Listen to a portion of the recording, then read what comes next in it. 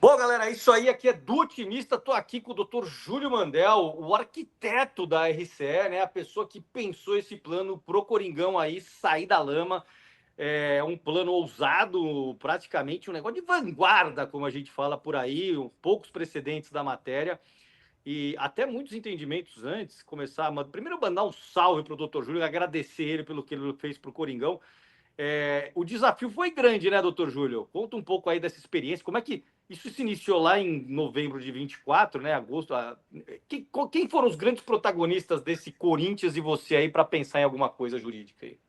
Olá, é um prazer estar aqui. Obrigado pelo convite. Foi bom que também descobri que você também é colega, então é um prazer também estar com outro advogado aqui batendo papo, mas sobre Corinthians, né? Que é mais agradável do que falar de outras coisas. O tema não é agradável, né? A gente vai falar um pouco de juridiquês aqui, mas sempre que o Corinthians provoca essas emoções na gente, então é um prazer estar aqui podendo esclarecer a sua audiência aqui sobre o que aconteceu, né? Então, primeira coisa, agradecer as suas palavras. Realmente foi algo bastante de vanguarda, até porque a lei é nova, né? Foi algo muito difícil, algo que causou bastante estresse, muito trabalho muito técnico, muito detalhado da equipe jurídica externa, né?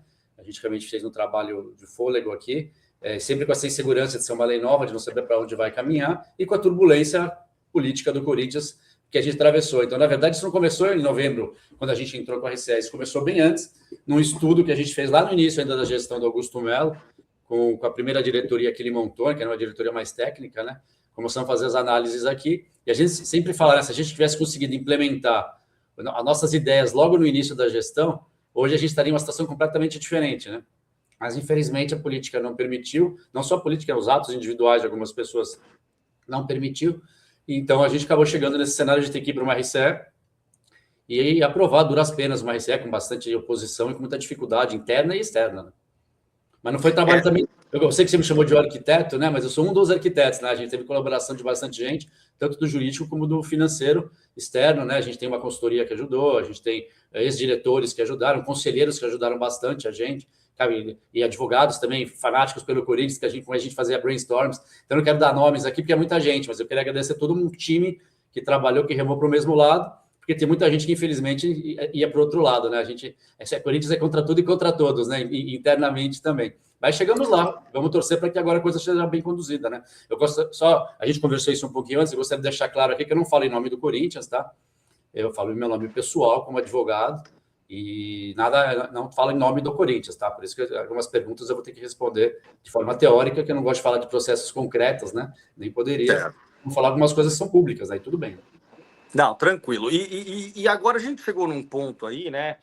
Eu vi lá no plano que o Corinthians ele reconhece uma série de credores lá com seus respectivos créditos e ainda ele coloca lá que condenações futuras, né, de eventos passados, né, que ainda estão sendo discutidos nas justiças também podem entrar dentro desse plano, né? Quer dizer, o montante que o Corinthians tem que pagar ainda é meio indefinido. Esses pagamentos, em tese, eles começam agora, já nesse ano, doutor Júlio. O Corinthians se compromete com os pagamentos já com as receitas desse ano, é isso mesmo? Sim, existe uma lista de credores que já está nos autos e dentro do plano de RCE, você tem uma lista de credores, já um fluxo de caixa direcionado. E eles começam agora em março, após uma análise do administrador judicial. Aliás, outra coisa que não existia na RCE, né, a figura do administrador judicial, mas o juiz, que é um juiz especializado em insolvências, foi muito feliz em nomear a Laspro, que é uma das empresas aí mais conhecidas do ramo, uma empresa muito competente, tem grandes casos no seu escritório, e aí eles vão ter esse trabalho junto com o Corinthians, né, de olhar faturamento, olhar tudo que entrou para fazer esse percentual de pagamento aos credores, né? E a sua pergunta foi boa porque existe uma confusão hoje de saber quem são os credores, porque, como eu falei, a lei ainda é nova e há também essa dificuldade. Mas, na verdade, é simples, eu não sei se eu vou conseguir ser claro aqui, mas existem 3 cenários, tá? A primeira coisa que tem que entender antes de eu falar dos 3 cenários é que a RCE ela engloba todos os créditos existentes na data da impetração da RCE. Então, todos os créditos que existem ali estão sujeitos. Só que a lei fala, como diz o nome, né? É uma reunião de execuções. Então, o judiciário, quando a gente entra com a RCE, ele só enxerga as execuções. Ele fala, vamos supor que você tem um passivo de 1 milhão, representado por 10 credores. 5 credores dos 10 entraram com execução e representam 30% da dívida. O judiciário está vendo aquilo. Eu reuni todos. Só que todo credor que existe, aquele 1 milhão, o resto de 1 milhão, se ele quiser executar, ele vai executar e automaticamente ele é sujeito a RCE, ele está executando uma dívida existente. E tem um terceiro cenário de alguém que tem uma dívida que ele reputa existente, mas que não está reconhecida no judiciário. Então, ele vai com a fase de conhecimento, o juiz entende que a dívida existe, aí retroage para a data que ele disse que a dívida era existente, né? Retroage a contagem. Quando ele executa, ele está sujeito a RCE. Então, o Corinthians teve uma postura muito adequada de falar o seguinte: eu não vou trabalhar só com aqueles que estão com execução, eu vou já planejar o pagamento de todo mundo que eu reconheço. Por quê? Para evitar que esse credor tenha que contratar um advogado, entrar com execução, pagar custas. Não, ele não precisa fazer isso. Se ele chegar e falar o seguinte: olha, pessoal da RCE, minha dívida está aqui, está na lista, eu quero começar a receber, ele recebe. O que vai demorar um pouquinho, que aí você falou que apareceu recentemente aí na imprensa, que tem uma dívida que não está dentro da recuperação, é que é uma dívida que o Corinthians ainda não reconhece, que está em julgamento, e a hora que decidirem quanto é devido, aí entra naquela fase 2, né, que ele não tem execução, mas ele tem o direito. E se ele quiser, ele pode entrar com execução, só que a gente vai defender e falar. O Corinthians vai defender e falar: olha, esse crédito é sujeito a RCE. Sim. Se ele não quiser só notificar o Corinthians, eu tenho uma dívida, o Corinthians vai ter que começar a pagá-lo, porque é isso que a gente prometeu no plano, né? Quer dizer, a gente ainda não sabe o teto, né, da RCE, né? A gente não sabe o volume de dívidas que o Corinthians ainda vai incorporar a esse procedimento.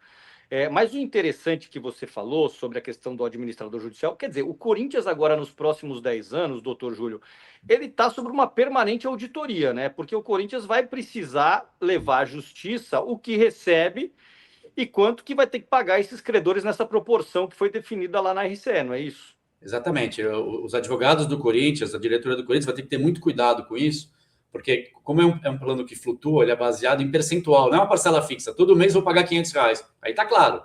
Não. O Corinthians vai pagar em cima, um percentual em cima de faturamento. Então, como você falou, eu não quero usar esse termo que ele é técnico, mas vamos usar aqui informalmente, o Corinthians todo mês vai ter que ser auditado para saber se qual foi o faturamento, e aí vai se calcular qual o percentual, e aí vai dividir esse percentual entre os credores da lista. Então é isso, quer dizer, o termo não é auditado, mas é um termo que para o público entender, mais ou menos, ele vai ser fiscalizado, ele vai ser monitorado pelo administrador judicial.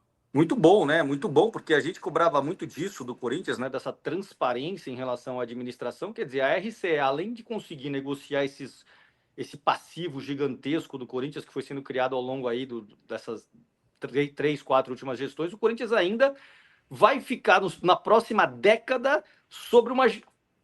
Vamos usar auditoria, entre aspas, permanente, né, doutor Júlio? Sim. E outra coisa interessante, que quando a gente começou a trabalhar, o Corinthians estava com as contas bloqueadas em várias ações. E desde que a gente entrou na RCE e conseguiu a primeira decisão, o Corinthians teve as contas desbloqueadas e pôde trabalhar de forma saudável por mais de um ano, graças a esse processo. E as contas que já tinham dinheiro bloqueado, agora, pela decisão do juiz, foram liberadas para pagar credor.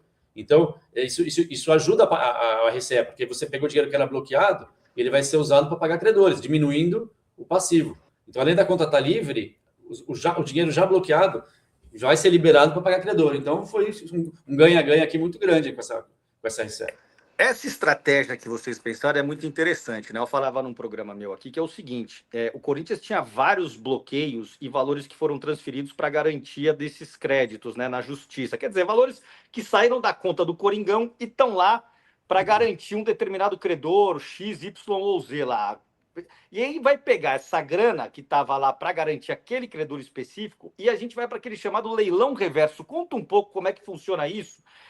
Porque esses credores perderam a garantia, eles vão ter que entrar naquela fila, naquele bolo, e essa grana que está lá, que eu não sei nem quanto que é, mas eu calculo que seja coisa para cima de 30 milhões, certamente vai ser usado para esse leilão reverso. Conta para o torcedor corintiano como é que são situações diferentes, né? Esse dinheiro bloqueado, ele vai ser pago aos credores, vai ser feito um cálculo e ele vai ser distribuído de uma forma proporcional, um rateio. O leilão reverso é uma invenção também que foi colocada no plano, porque não tem na lei, foi uma criatividade da equipe que montou o plano, de que injeções de capital, por exemplo, a venda de um jogador, é uma injeção de capital que não é corrente, né? Não é recorrente, você não tem ela no faturamento tradicional. Em vez de entrar e está no faturamento e um percentual, e o percentual previsto ficar não um percentual, mas o resultado ficar maior, o Corinthians dá uma chance daqueles credores que não querem esperar, porque a RCE é de 10 anos, né? Se os credores não quiserem esperar, esse dinheiro que entrou, a gente faz um leilão dizendo o seguinte: olha, credores, quem der o maior desconto na dívida tem o pagamento antecipado. Isso não precisa ser, não dá para falar muito disso agora, porque isso ainda tem que ser regulamentado, né? A ideia está lançada. Vender um jogador, entrou lá 20 milhões, 20% desse valor é usado para fazer um leilão reverso e pagar credor. E o bom disso é que cada vez que um credor dá um deságio desse e recebe, ele sai daquela base de cálculo, então os credores que ficaram recebem mais. Então também fica um ganha-ganha. E esse prazo pode vir a ser reduzido, que era uma das perguntas que acho que você ia me fazer. A ideia é pagar em 10 anos, mas se o Corinthians tiver anos muito bons, ele pode, a RCE pode ser quitada de forma até antecipada, né? Se tudo der certo. Entendi. Então, assim, por exemplo, o Corinthians faz a venda de um jogador, vamos lá, isso é importante para o torcedor do Corinthians saber. O Corinthians faz a venda de um atleta. Esse valor da venda do atleta, 20% vai para o leilão reverso. E 80% fica à disposição do Corinthians, então. Quer dizer, não fica completamente engessado 100% dessa venda, né? Não, é o contrário, né? Porque de um lado você fica com uma grande parte livre, que você não tinha antes, que tinha os bloqueios, fica livre para o Corinthians pagar suas contas correntes, pagar folha, essas coisas. E também investimentos, né? Sempre o time sempre precisa ter investimentos, e 20% é usado para pagar dívida. E pagando dívida, você diminui o endividamento. As pessoas às vezes têm dificuldade de entender essa questão do endividamento, né? Quando você tem uma dívida como a do Corinthians, grande, o juro, o custo financeiro dela é muito alto. E toda vez que você antecipa um pagamento, você diminui essa carga de juros futura. Então, pagou credor e o dinheiro não ficou para a gente. Não, quando você paga um credor, no final do dia você tem mais dinheiro para viver. Sim. Que nem sua casa, né? Você tá pagando cartão de crédito, uma dívida, uma fortuna de juros. De repente você consegue um dinheiro, você antecipa isso e tira da frente. Aquele dinheiro que você pagava juros, você pode usar para o que você quiser. É o dinheiro que ficou livre para você. Não está pagando juros, porque o juro remunera o capital. E você não paga o custo do dinheiro, né? É o custo do então dinheiro. Continua girando a dívida e você está pedalando, você está enxugando gelo. E a hora que você consegue uma injeção de capital e consegue deságios para pagar esses credores, nossa, você melhora muito o seu resultado lá no final do dia. É muito legal. Eu falava que essa história do leilão reverso, ela deu uma engessada nesses empresários que tiveram uma relação até um pouco, não vou falar suspeita, mas meio nebulosa com as direções do Corinthians, né? 4 grandes empresários que, inclusive, deram bastante trabalho na RCE, porque esses caras tiveram a dívida deles novada, né? Vamos dizer assim, é uma nova dívida agora na RCE, eles entraram num conjunto de credores. E o ativo deles, que é o jogador, agora eles só podem arrecadar 20%, então, para esse leilão reverso. O restante vai para o Coringão e ele ainda tem que dar um desconto de 30% se quiser participar desse leilão, não é isso? Não, essa regra é um leilão, então quem der mais desconto recebe mais, né? Recebe antes. Então pode superar 30%, né? A regra ainda vai ser delineada aí pelo judiciário, né? E a gente vai ajudar, o Corinthians vai ajudar nisso, vai seguir. Como eu falei, não estou mais agora à frente do caso, né? Então, eu estou agora só aqui como convidado, trocando uma ideia com você sobre a lei, sobre fatos públicos, né?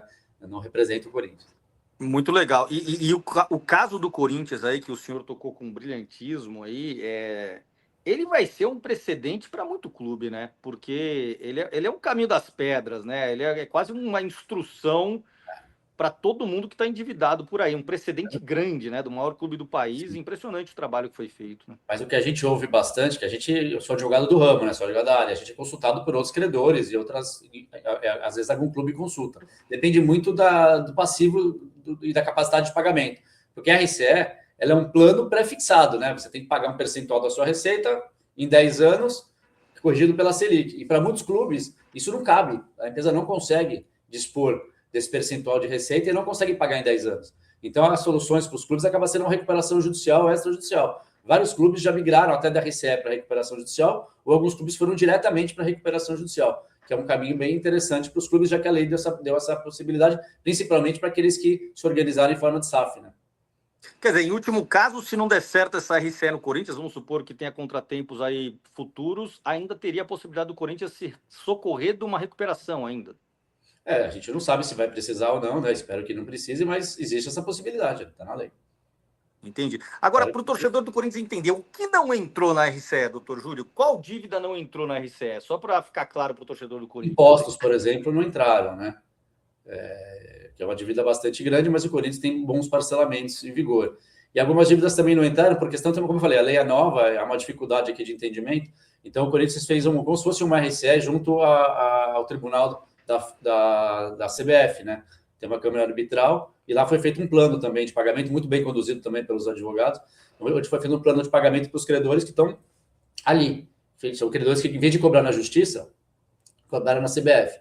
São jogadores, clubes, né? Jogadores. Todos, são aqueles que procuraram a CBF, lá foi feito um parcelamento também, que eu não cuidei desse caso, não tenho detalhes, mas também foi um parcelamento bom para o fluxo de caixa do Corinthians, né?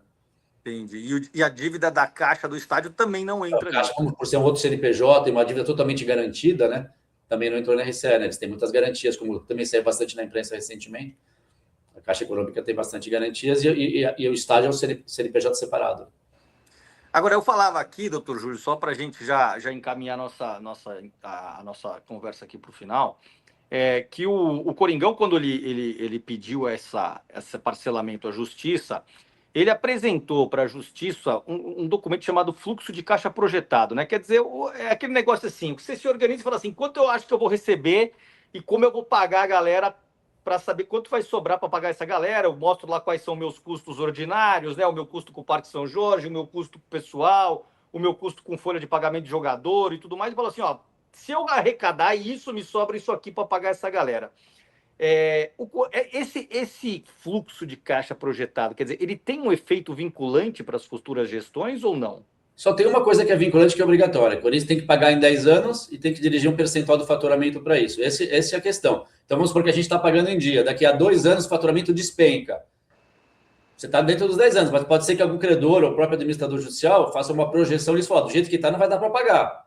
Você fala assim, não, vai melhorar a situação. Ou, por exemplo, o Corinthians é sazonal. Você tem épocas que entra mais dinheiro, entra menos dinheiro. É normal qualquer empresa. Pega o agronegócio, a época da safra, entra muito dinheiro. Depois fica meses sem faturar. Por isso que é uma coisa média, né? Você projeta, porque sempre é futurologia, né? Você não sabe exatamente quando você vai faturar em 10 anos. Você projeta aquilo, cabe em 10 anos, cabe. E você vai encaixando ali para chegar perto disso. Normalmente, no final de um ano, você faz um balanço para ver se você está perto, está longe. E tem ajustes, né? E eu acho que é o contrário, acho que a situação tende a melhorar, né? Primeiro que fazendo a lista de casa, o Corinthians tende a melhorar. E depois, aquilo que eu falei, com os leilões reversos, os credores vão saindo da base. E os que vão sobrando vão receber mais. Então, é uma pirâmide invertida. É uma pirâmide. Você vai pagando e vai cada vez melhorando a situação. A ideia é essa, né? O que atrapalha é a Selic, né? Outra coisa que pode ajudar o Corinthians é a queda da Selic, porque a dívida é corrigida pela Selic. Hoje a Selic é uma das mais altas da história, se não a mais alta. Então, isso castiga o devedor. Se a Selic já cai no segundo ano para 12%, já tem um ganho de 3 aí, né? Você já tem uma sobra a mais de 10 enquanto o faturamento está crescendo. Então, a tendência é melhorar. Desde que o Corinthians faça a lição de casa, né? É torcer para o juro cair, então, né? Aí precisamos de um presidente que não sei, que deixe a política de lado e faça o que tem que fazer, que corte na carne, que cuide dos custos, que ele profissionalize a gestão. É isso que precisa fazer. Então, porque esse plano vai atravessar presidências, né? São 10 anos. E desde agora você tem um presidente que entrou agora depois de uma turbulência política enorme. Ele precisa tomar essas atitudes, senão ele pode até ser responsabilizado. Legal, isso é importante, né? A responsabilidade que o presidente tem sobre a boa condução. É o presidente que tem que ficar em cima disso e tratar disso como prioridade. Se cercar de pessoas técnicas e não fazer política. Fazer o que o Corinthians precisa, a instituição precisa. É isso que precisa acontecer. Muito legal. E muito se falou, doutor Júlio, uma última pergunta para você, muito se falou de Safiel no Corinthians, né? Projetos de transformação em SAF. E aí o pessoal me pergunta assim, a RCE atrapalha uma possível transformação em SAF? Isso tem alguma vinculação ou não? A RCE não é nenhuma vinculação. O Corinthians, se for por esse caminho, a RCE não atrapalha nada. Pelo contrário, na verdade, a lei de RCE ela foi feita praticamente pensando em SAF, né? Os clubes foram colocados junto, mas a lei foi criada junto com a lei da SAF, na mesma época. Foi uma lei para isso, né? Para reestruturar os clubes. E uma forma de você reestruturar é transformar em SAF. E as pessoas confundem um pouco o que é SAF, né? Tem vários tipos de SAF, né? Pode ser uma SAF integralmente do Corinthians, e só para ela ter uma gestão diferente, né? Para ter um modelo de gestão diferente. As pessoas acham que SAF é a venda do clube. Não, muitos clubes foram para a SAF e venderam porque estavam quebrados, né? Se o Corinthians fizer a lição de casa, ele pode se transformar numa SAF para ter ganhos tributários, para ter ganhos de gestão. Não estou dizendo que precisa, não estou dizendo que vai acontecer, mas uma coisa que pode acontecer. Eu acho que dentro da lei, não estou falando como o Júlio, dentro da lei, a SAF é bem-vinda. Legal, legal. Doutor Júlio, quero agradecer demais aí a sua atenção. Eu sei que o seu tempo aí é disputado e que as demandas não pedem tempo, né? Você tem que falar assim, ó, tem que tomar conta, tem que absorver e tocar para frente. Então, eu não quero tomar mais o seu tempo. Obrigado demais pela atenção, principalmente pela gentileza e pelo carinho com o canal aqui. E agradecer em nome da torcida do Corinthians esse brilhante trabalho que você fez, muito maior que de muito corintiano aí, que fala, critica, mas não põe a mão na massa, né? E pior que isso, né? Você foi bem feliz de falar dessa parte. Tem gente que atrapalha, né? Por incrível que pareça, seja por vaidade, seja por política, seja por interesse pessoal, em vez de se unir todo mundo, como no início a gente estava unido, depois isso não aconteceu mais, né? Então a gente tem que enfrentar problemas internos também, né? E como eu falei, não estou mais atuando, meu ciclo acabou, já dei meus anos de contribuição aqui. Eu trabalhei com vários diretores jurídicos do Corinthians, atualmente eu não pretendo trabalhar com a atual gestão, então boa sorte para o Corinthians, boa sorte para a instituição e que a gente sempre ande para frente aqui de forma positiva. Obrigado.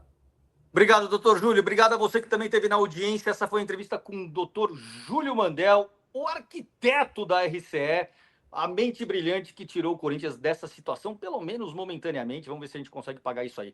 Obrigado demais. Você fica daqui a pouco com o Passando a Limpo. Tamo junto e vai, Corinthians.